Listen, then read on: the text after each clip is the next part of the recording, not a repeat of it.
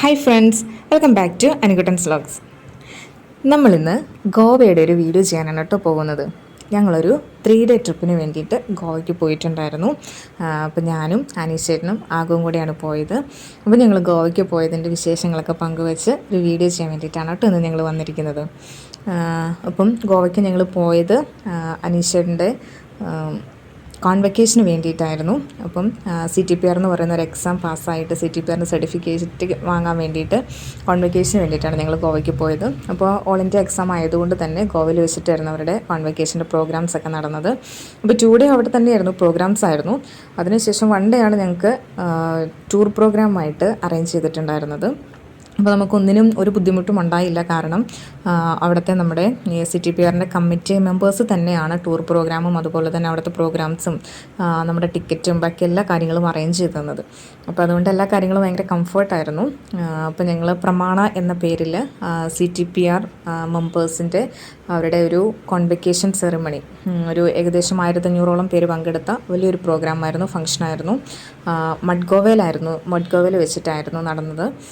അപ്പോൾ ഞങ്ങൾ ആലുവയിൽ നിന്നാണ് പോയത്. ആലുവയിൽ നിന്ന് ട്രെയിനാണ് പോയത്. ആലുവയിൽ നിന്ന് ട്രെയിനിൽ മഡ്ഗോവയിൽ ചെന്ന് ഇറങ്ങി. ദെൻ അവിടെ നമുക്ക് അവർ ഫുഡും താമസവും എല്ലാം അറേഞ്ച് ചെയ്തിട്ടുണ്ടായിരുന്നു. അപ്പോൾ നമ്മളവിടെ നമ്മുടെ ഹോട്ടലിൽ അവർ അറേഞ്ച് ചെയ്ത് തന്ന ഹോട്ടലിൽ റൂമിൽ ചെന്നു ഫ്രഷായി. ദെൻ നമ്മൾ രവീന്ദ്ര ഭവൻ എന്ന് പറയുന്ന അവിടുത്തെ മഡ്ഗോവയിലെ തന്നെ ഏറ്റവും ഫേമസ് ആയിട്ടുള്ളൊരു കൺവെൻഷൻ സെൻറ്ററാണ്. അവിടെ വെച്ചിട്ടായിരുന്നു നമ്മൾ പ്രോഗ്രാം എല്ലാം അറേഞ്ച് ചെയ്തിട്ടുണ്ടായിരുന്നത്. രവീന്ദ്ര ഭവൻ ഭയങ്കര സൗകര്യമുള്ള നല്ലൊരു വലിയ കൺവെൻഷൻ സെൻറ്ററാണ്. അപ്പം അതുകൊണ്ട് തന്നെ ഞങ്ങൾ പിള്ളേരെയും കൊണ്ട് പോയിട്ടും 2 ദിവസത്തെ പ്രോഗ്രാമിന് ഞങ്ങൾക്ക് ബുദ്ധിമുട്ടുകളൊന്നും നേരിട്ടില്ല. അപ്പം അവർക്കവിടെ കളിക്കാനും എല്ലാത്തിനുമുള്ള സ്ഥലങ്ങളൊക്കെ ഉണ്ടായിരുന്നു. അപ്പോൾ അതുകൊണ്ട് അവരും ഭയങ്കര ഹാപ്പിയായിരുന്നു, ഞങ്ങളും കംഫർട്ടായിരുന്നു. പിന്നെ AC ഹോളൊക്കെ ആയിരുന്നു. അവിടെ ഗാർഡനും അങ്ങനെയുള്ള ചെറിയ പാർക്കും അങ്ങനെയുള്ള എല്ലാ കാര്യങ്ങളും ഉണ്ട്. അപ്പോൾ അതുകൊണ്ട് രവീന്ദ്ര ഭവൻ എന്ന് പറയുന്ന ആ ഒരു കൺവെൻഷൻ സെൻറ്റർ ഭയങ്കര കംഫർട്ടായിട്ടുള്ളൊരു സ്ഥലമായിരുന്നു.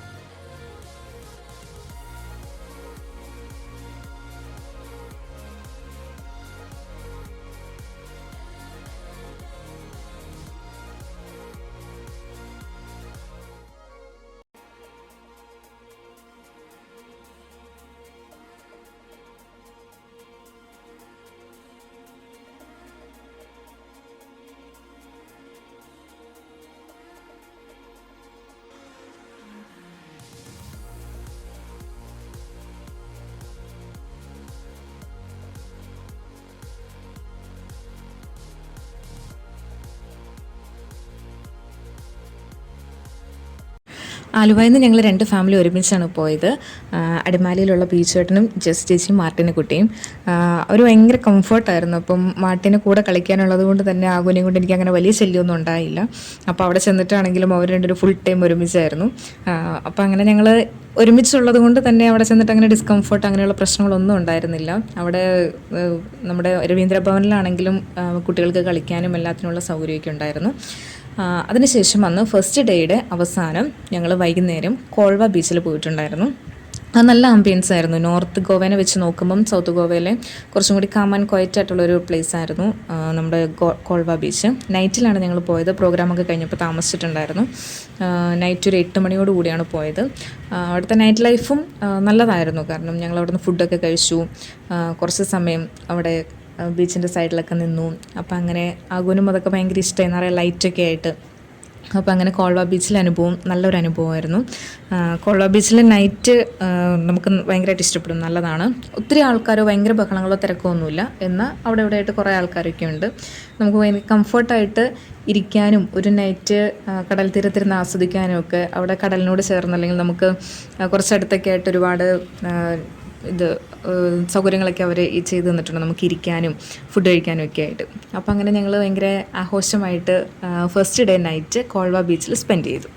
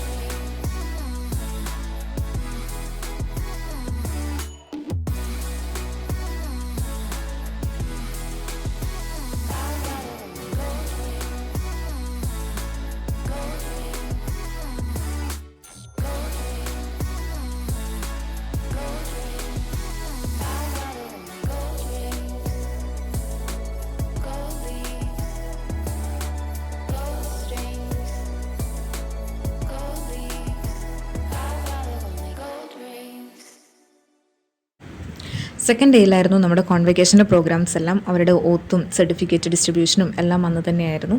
അപ്പോൾ അന്ന് ഞങ്ങൾ പ്രോഗ്രാംസ് എല്ലാം കഴിഞ്ഞ് റൂമിൽ പോയി ഫ്രഷായി കിടന്നുറങ്ങി. അതിനുശേഷം പിറ്റേ ദിവസം ഡേ 3 നമ്മുടെ ടൂർ പ്രോഗ്രാം.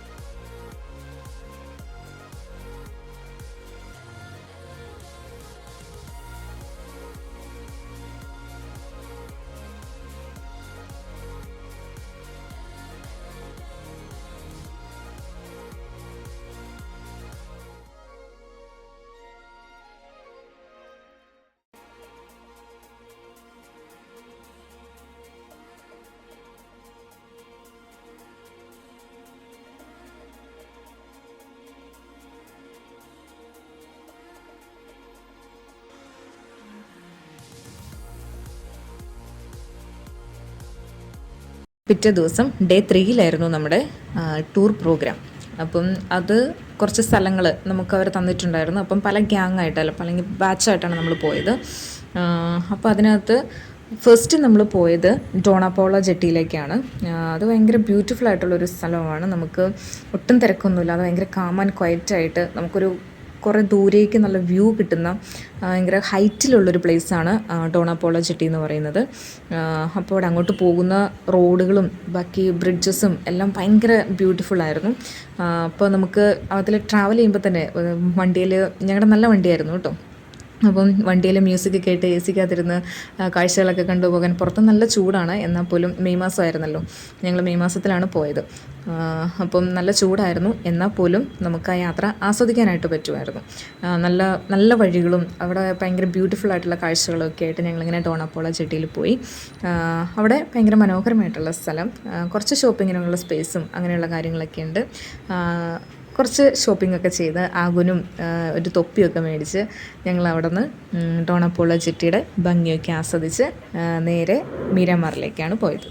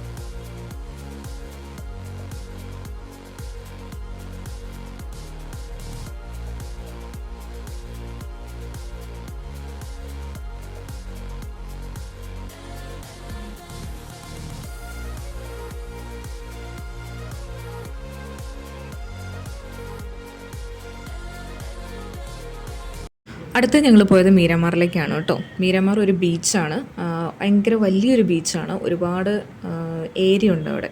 അപ്പം പുറമേ നിന്ന് നമ്മൾ നോക്കുമ്പം ഡിസ്റ്റൻസിൽ കുറച്ച് ഇത് കാണാമെന്നേ ഉള്ളൂ. പക്ഷേ നമുക്ക് ഉള്ളിലേക്ക് കയറി കഴിഞ്ഞിട്ടുണ്ടെങ്കിൽ അതിനവർ നമുക്ക് പാസിങ് വേ ഒക്കെ ഉണ്ടാക്കിയിട്ടിട്ടുണ്ട്. അവിടെ നിറയെ മരങ്ങളൊക്കെ ഉണ്ട് കേട്ടോ. നിറയെ മരങ്ങളാലൊക്കെ ചുറ്റപ്പെട്ട് ഭയങ്കര തണുപ്പൊക്കെ ഫീൽ ചെയ്യുന്ന നല്ലൊരു ഏരിയ ആണ്. അവിടെ നന്നായിട്ട് മെയിൻറ്റെയിൻ ചെയ്തിട്ടുമുണ്ട് അത്. അപ്പം ഞങ്ങൾ അവിടെ പോയി നമുക്കുള്ളിൽ ചെന്നിട്ട് നമുക്ക് ഒരു ബീച്ചിൻ്റെ സൈഡിൽ ചെല്ലാനായിട്ട് പറ്റും. കുറച്ച് ദൂരം നടന്നു കഴിയുമ്പോൾ ബീച്ചിൻ്റെ സൈഡിൽ പോയി അവിടെ കുറേ ബോട്ട്സും അങ്ങനെയുള്ള കാര്യങ്ങളൊക്കെ ഉണ്ടായിരുന്നു. പിന്നെ അവിടെ ബോട്ടിംഗ് ഉണ്ട്. നമുക്ക് തൊട്ടപ്പുറത്തൊരു ദ്വീപിൽ ഡോൾഫിൻ ഷോ നടക്കുന്നൊരു ദ്വീപിലേക്ക് അവർ നമ്മളെ കൊണ്ടുപോകും. അപ്പോൾ അങ്ങനെ ഞങ്ങൾ പക്ഷെ പോയില്ല, സമയം കുറവായതുകൊണ്ട് പോയില്ല. പോയിട്ട് ബീച്ച് കണ്ടിട്ട് തിരിച്ചു പോരുകയാണ് ചെയ്തത്. അപ്പം മീരാമാറിലും നമുക്ക് അത്യാവശ്യം സമയം സ്പെൻഡ് ചെയ്യാൻ പറ്റുന്ന, അല്ലെങ്കിൽ സ്വസ്ഥമായിട്ട് പോയിരിക്കാൻ പറ്റുന്ന നല്ലൊരു ആംബിയൻസ് ഉള്ളൊരു ബീച്ചാണ് മീരാമാർ ബീച്ച്.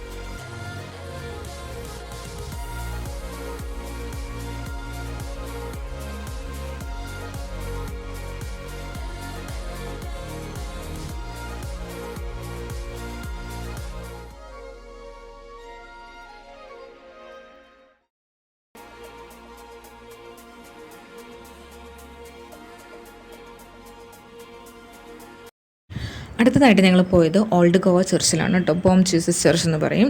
അതൊരു കത്തീഡ്രലാണ്. അപ്പം പഴയ ട്രഡീഷണൽ ആയിട്ടുള്ളൊരു പള്ളിയാണ്. അവിടെയാണ് ഫ്രാൻസിസ് സേവ്യറിൻ്റെ അഴുകാത്ത ശരീരം സൂക്ഷിച്ചിരിക്കുന്നത്. ഒരുപാട് ആളുകൾ വന്നു പോകുന്ന പ്രാർത്ഥിക്കുന്ന ഒരു ഭയങ്കര ഡിവൈനായിട്ടുള്ളൊരു പ്ലേസാണ് ഓൾഡ് ഗോവ ചർച്ച്. ഗോവയിൽ പോകുന്ന ആരും ഓൾഡ് ഗോവ ചർച്ചിൽ പോകാതെ പോരുമെന്ന് തോന്നുന്നില്ല. അത്രയ്ക്ക് എല്ലാവർക്കും വിശ്വാസവും ഭക്തിയും ഒക്കെ ഉള്ളൊരു പ്ലേസാണത്. അവിടെ ഒരു മ്യൂസിയം ഉണ്ട്. അപ്പം അവിടെ നമുക്ക് കുറേ ഏരിയ ഉണ്ട്. നമുക്ക് ഫസ്റ്റ് നമ്മൾ കത്തീഡ്രലിൽ പഴയ പള്ളിയുടെ അകത്തേക്കാണ് ചെല്ലുന്നത്. ദെൻ അപ്പുറത്ത് നമുക്ക് ബസിലിക്കയുണ്ട്, പുതിയതായിട്ട് പണിത ഭയങ്കര വലിയൊരു ബസിലിക്കയുണ്ട്. ദെൻ കത്തീഡ്രലിൻ്റെ ഉള്ളിൽ കയറി നമുക്ക് അവിടുത്തെ മുഴുവൻ ഗോൾഡൻ വർക്ക്സ് ആണ് അതിൻ്റെ പള്ളിയുടെ ഉള്ളിലൊക്കെ. അപ്പോൾ അതെല്ലാം കണ്ടതിന് ശേഷം നമുക്ക് വിശുദ്ധ ഫ്രാൻസിസ് സേവ്യറിൻ്റെ തിരുശരീരവും കണ്ട് പുറത്തേക്ക് ഇറങ്ങുമ്പോഴാണ് നമുക്കവിടെ വലിയൊരു മ്യൂസിയം ഉണ്ട്. മ്യൂസിയത്തിൽ വിശുദ്ധ ഫ്രാൻസിസ് സേവ്യർ ഉപയോഗിച്ചിരുന്ന സാധനങ്ങളൊക്കെയാണ് മ്യൂസിയത്തിൽ പ്രദർശനത്തിന് വെച്ചിരിക്കുന്നത്. അദ്ദേഹത്തിൻ്റെ തിരുശേഷിപ്പുകൾ, അദ്ദേഹം ഉപയോഗിച്ചിരുന്ന വസ്ത്രങ്ങൾ, ഉപയോഗിച്ചിരുന്ന സാധനങ്ങൾ, അങ്ങനെയുള്ള കുറേ സാധനങ്ങൾ നമുക്ക് മ്യൂസിയത്തിൽ കാണാനായിട്ട് സാധിക്കും. അത് കഴിഞ്ഞ് നമ്മൾ പുറത്തേക്ക് ഇറങ്ങുമ്പോൾ അവിടെ നമുക്ക് ഭക്തസാധനങ്ങൾ വാങ്ങാനായിട്ട്, വിശുദ്ധ ഫ്രാൻസിസ് സേവ്യറിൻ്റെ രൂപങ്ങളും കൊന്തയും അങ്ങനെയുള്ള ഭക്തസാധനങ്ങളൊക്കെ വാങ്ങാനായിട്ട് നമുക്കൊരു സ്റ്റോളുണ്ട്. പിന്നെ അവിടെ നമ്മൾ സ്ട്രിക്റ്റായിട്ട് ഫോട്ടോഗ്രാഫിയൊക്കെ ബാൻ ചെയ്തിട്ടുണ്ട്. മൊബൈൽ ഫോൺ യൂസ് ചെയ്യാൻ പറ്റില്ല. അതുകൊണ്ട് തന്നെ അവിടുത്തെ സ്റ്റോളിൽ നമുക്ക് ഗൂഗിൾ പേ അവൈലബിൾ അല്ല. അവിടെ നെറ്റും നമുക്ക് അവൈലബിൾ അല്ല. അപ്പോൾ അതുകൊണ്ട് ഗൂഗിൾ പേ പറ്റില്ല. നമ്മൾ ക്യാഷായിട്ട് തന്നെ പൈസ കൊടുത്ത് സാധനം മേടിക്കണം. അപ്പോൾ അവിടെ നിന്ന് ഞങ്ങൾ വിശുദ്ധ ഫ്രാൻസിസ് സേവ്യറിൻ്റെ രൂപവും കൊന്തയും ഒക്കെ മേടിച്ച് അവിടെ നിന്ന് പുറത്തിറങ്ങി.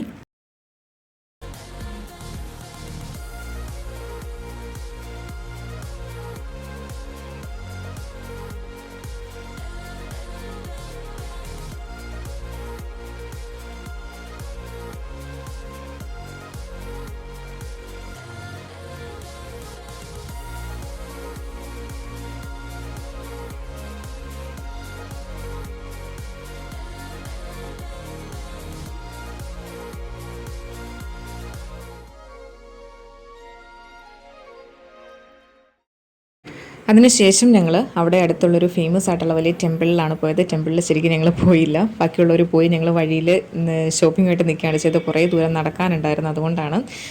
പിന്നെ ഞങ്ങൾ പോയത് ഒരു ഫാം ഹൗസിലേക്കാണ്. അവിടെയായിരുന്നു ഫുഡൊക്കെ അറേഞ്ച് ചെയ്തത്. ഭയങ്കര ബ്യൂട്ടിഫുൾ ആയിട്ടുള്ള പ്ലേസാണ്. 250 ഏക്കറുള്ളൊരു ഫാം ഹൗസാണ്. അവർ നമുക്കെല്ലാം പരിചയപ്പെടുത്തി തരികയൊക്കെ ചെയ്യും. പിന്നെ നമുക്ക് അവിടുത്തെ ഫുഡ് പറയാതിരിക്കാൻ വയ്യ. Per head 500 റേഞ്ചിലുള്ളൊരു ഫുഡായിരുന്നു. ഞങ്ങൾ ഗോവ ചെന്നിട്ട് കഴിച്ചതിൽ ഏറ്റവും സൂപ്പർ ഫുഡായിരുന്നു അത്. അപ്പോൾ നല്ലൊരു ഫാം ഹൗസും വിസിറ്റ് ചെയ്ത് ഞങ്ങളുടെ അന്നത്തെ ദിവസം അവസാനിച്ചു. അതിനുശേഷം ഞങ്ങൾ അവിടുന്ന് തിരിച്ച് പോന്നു. Night 2 PM train. മഡ്ഗോവ സ്റ്റേഷനിൽ നിന്നായിരുന്നു ട്രെയിൻ. ആലുവയ്ക്കായിരുന്നു. അപ്പം നൈറ്റ് ഞങ്ങൾ നേരത്തെ റെയിൽവേ സ്റ്റേഷനിൽ എത്തിയെങ്കിലും ട്രെയിൻ കുറേ ലേറ്റായിട്ടാണ് വന്നത്. ഞങ്ങൾക്ക് സ്പെഷ്യൽ ട്രെയിനായിരുന്നു കിട്ടിയത്. അപ്പോൾ നമ്മൾ ലോങ് ട്രിപ്പ് പോകുമ്പം എപ്പോഴും സ്പെഷ്യൽ ട്രെയിൻ ചൂസ് ചെയ്യാതിരിക്കുക. ബാക്കി ട്രെയിനിനൊക്കെ ടിക്കറ്റ് കിട്ടാൻ ഭയങ്കര പാടാണ്. എന്നാൽ പോലും സ്പെഷ്യൽ ട്രെയിൻ ചൂസ് ചെയ്യാതിരിക്കുന്നതായിരിക്കും ബെറ്റർ. കാരണം നമ്മൾ കുറേ സമയം വെയിറ്റ് ചെയ്യേണ്ടതായിട്ട് വരും. ഇങ്ങനെ പിള്ളേരൊക്കെ ആയിട്ട് നമുക്ക് റെയിൽവേ സ്റ്റേഷനിൽ നിൽക്കുന്നത് ഭയങ്കര അൺകംഫർട്ടബിൾ ആയിരുന്നു. അപ്പോൾ അങ്ങനെ ഞങ്ങളുടെ യാത്ര അവസാനിച്ച്. അപ്പോൾ എല്ലാവർക്കും okay, bye bye, thank you.